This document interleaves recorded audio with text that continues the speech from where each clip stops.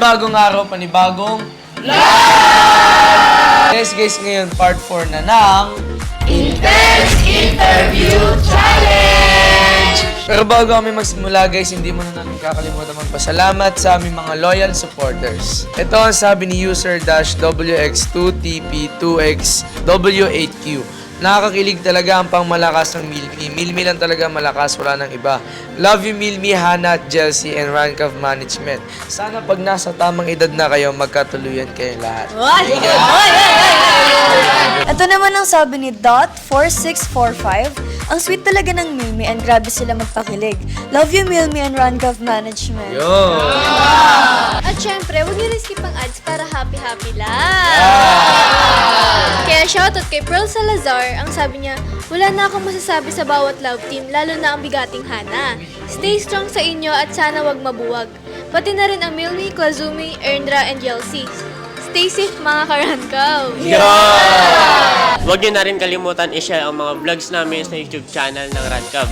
Kaya shoutout kay Muntaha Islam 184, sabi niya, love you everyone, especially Harold and Yana. Maging mabuti sa buong buhay mo. Love from Bangladesh. Thank you so much din po sa patuloy na pagsuporta at panonood ng vlogs namin sa Radcab. Kaya shoutout sa'yo at Jayna Daanoy, ang sabi niya, nakakakilig talaga ang di papakabog na Chelsea. I love you, my forever and favorite love team Chelsea. Tuwing malungkot ako, makita ko lang ang Chelsea, gumagaan na ang pakiramdam ko. Salamat Chelsea sa mga kilig moments nyo. Sapat na. At syempre, pagpatuloy nyo lang ang pagko-comment at pagbibigay ng feedback. Kaya ito naman ang sabi ni user-SQ4EP1BE6M. Grabe ang Chelsea magpakilig. Mas kinilig ako sa last part ng magjowa challenge nyo. The best talaga kayo. More pakilig pa. #Chelsea. Gusto mo bang ulitin natin? Yes! I love you, Jel. Uy, grabe na!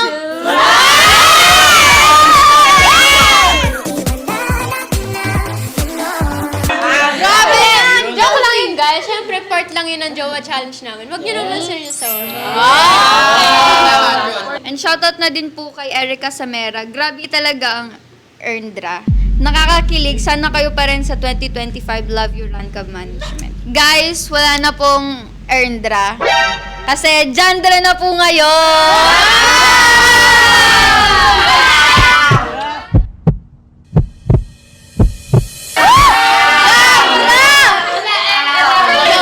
So yun guys, gusto ko rin i-shoutout si Isha V. Kendra Nedruda. Sabi niya dito, grabing kilig ko sa Milmi, Hannah, Chelsea, Klazumi at Jandra.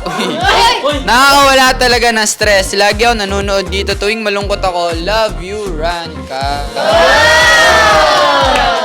Shoutout nga din po pala sa'yo, Krista Pauyon. Niya, super kilig talaga ako sa Klazumi. Klazumi for the win. At sana, kayo na forever. Love you, Ranka! At syempre, shoutout kay @user YV5GI5CM7W.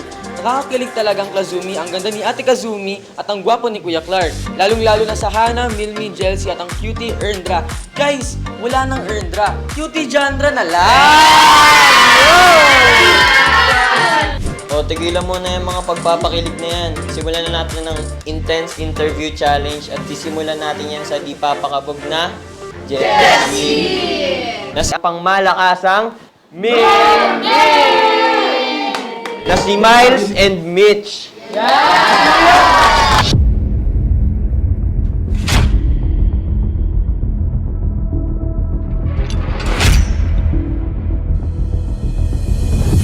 Ito ang unang katanungan. Mitch, ano ang unang impression mo?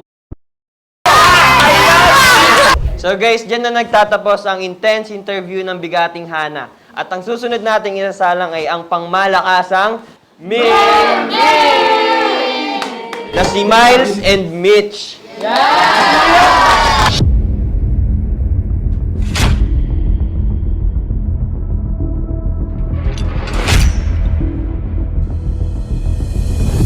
Ito ang unang katanungan. Mitch, ano ang unang impression mo nung nakita mo si Miles?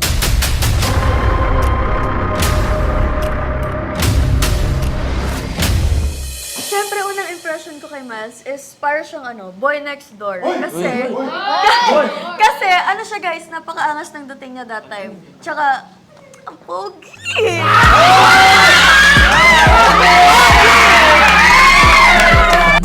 Ikaw naman, Miles, ano yung first impression mo nung nakita mo si Mitch? Hindi, nung una ko nakita si Mitch, akala ko beauty queen siya nun. Sobrang ganda kasi, di ba, naka-heels ka pa nun? Galing kang nakayos ako nun. Tapos, ang pinakamahalaga pa doon, sexy.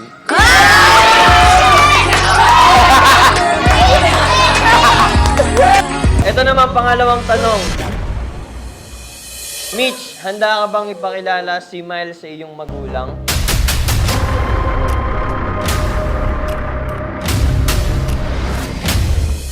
Siyempre guys, in terms of pagpapakilala, matagal ko nang nagawain kay Miles sa parents ko. Pero siguro pag dumating kami sa point na dadalhin ko na siya sa bahay, ipapakilala ko na siya bilang, alam niyo na yun.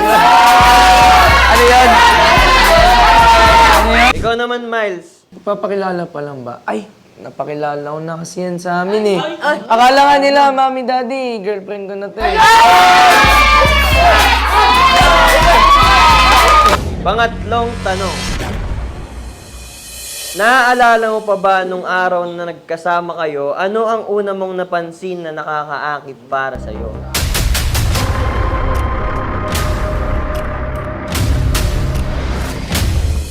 Siguro nung unang nagsama kami ni Miles is nung first meet namin, ang pinaka-attracted talaga sa kanya is yung mata niya, guys. Kasi kahit nakasalamin siya nun, kitang-kita ko kung gaano kaganda yung mata niya.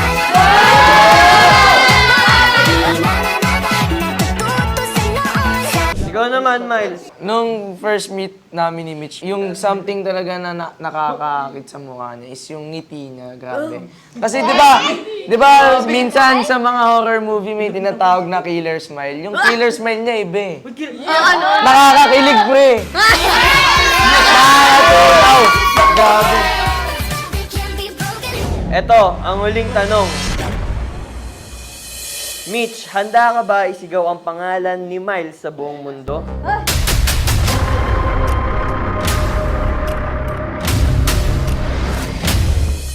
Siyempre naman guys, hindi ako mahihiyang isigaw ang pangalan ni Miles kahit sa buong kalawakan pa yan. Uy.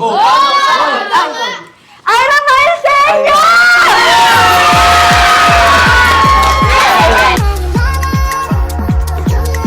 Ikaw, handa ka ba ipagsigawan yung pangalan ni Mitch sa buong Oo, mundo? kahit nasan man ako mundo, Micaela Manibo, may Barbie!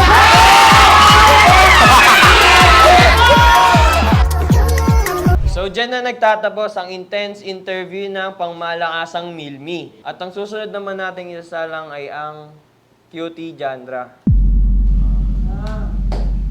Na si John Michael at si Sandra. Unang tanong. Ipapakilala mo ba si JM sa mga magulang mo?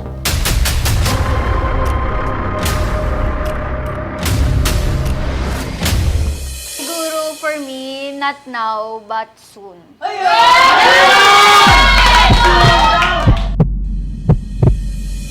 Ikaw, JM. Siguro hindi din muna, pero in the meantime, syempre, kaya namang maproseso yun at maintindihan naman yun ng magulang ko. Pangalawang tanong. Ano ang unang impression mo nung nakita mo si JM?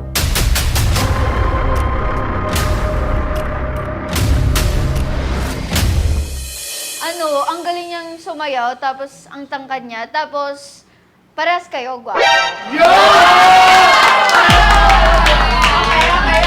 Ikaw naman, JM, ano yung unang impression mo nung nakita mo si Sandra? Unang impression ko nung nakita ko siya, parang matured, ganun. Matured na independent woman. And syempre, higit sa lahat, meron din looks.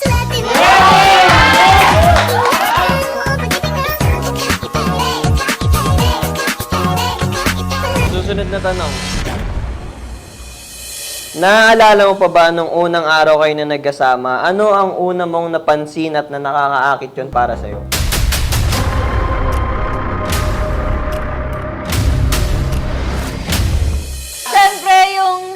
niya, tsaka yung mata niya.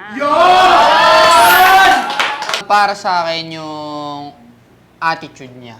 Kasi masaya din kasama, yung walang problema, walang sakit sa ulo, madali lang makaban.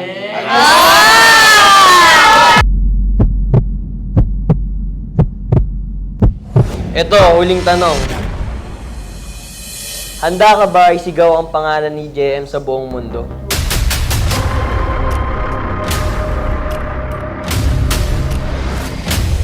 Siyempre naman! Kaya, Nes, di ba tatanong mo din sa akin yan? Pwede bang sabay na lang kami? No, guys? Okay, guys, bilang kayo, okay? Game. One! It's a prank! It's a prank! It's a Kaya po, prank! iba yung nararamdaman ko eh. It's a prank! Tinatry lang kasi namin kung ano yung reaction mo. Uy, Ay, Miles, bakit? tara dito. May Oo, sasabihin ako parang ano sa'yo. yan. Ano ba yan? Naalala mo, laging kinikwento ni Ernest na strong siya. Strong. Ah, Matibay, di ba? oo, Hindi laging siya- strong. Tsaka sinabi niya yung, hindi naman siya marunong magtampo. Ay, oo, Di ba? nung sa last Sinabi vlog niya. niya, Oo, oo, dito siya sinabi. nagtatampo. Hindi siya marunong magtampo. Ngayon, may naisip ako. Ano ba yan? Ano Kailangan kita dito. Sige, ano ba yan? Di ba, yun nga yung sinasabi niya. Malakas siya, di siya nagtatampo. What if, i-test natin siya.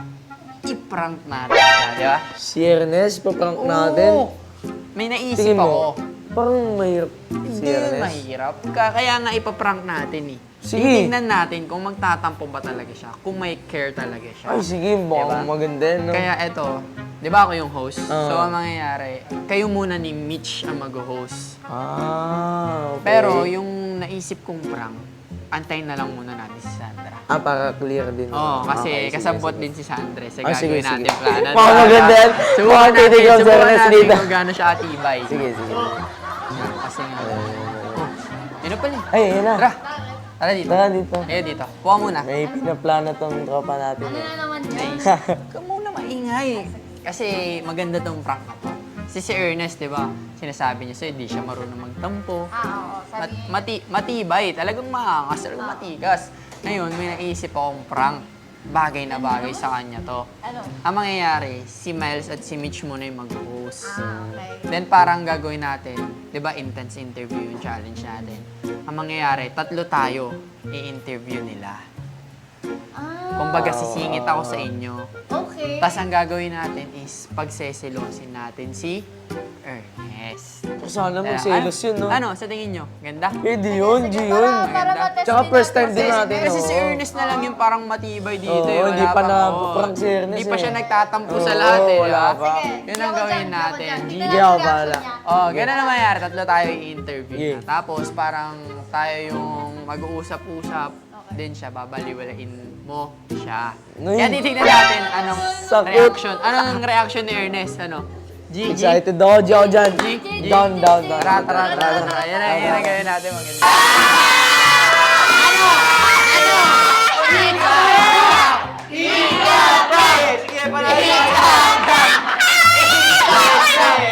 It's a prank lang. It's a prank.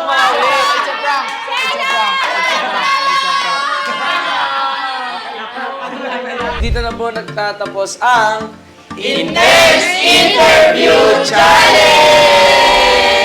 Kaya naman guys, bago kami matapos, hindi mo namin kakalimutan magpasalamat sa aming mga sponsors. Unang-una na po dyan, ang UPHSD Molino Campus.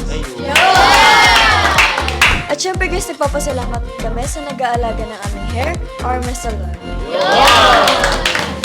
At syempre, nagpapasalamat kami sa nag-aalaga ng Face and Skin, ang DRM Face and Skin Clinic. Na located sa Imus at Makati. And nagpapasalamat din po ako sa lahat ng editors and supporters ng JLC. Siyempre, ganun din, nagpapasalamat kami sa editors and supporters ng ibang love team. At gusto ko din po i-promote yung sarili kong work, guys, yung SB Nail.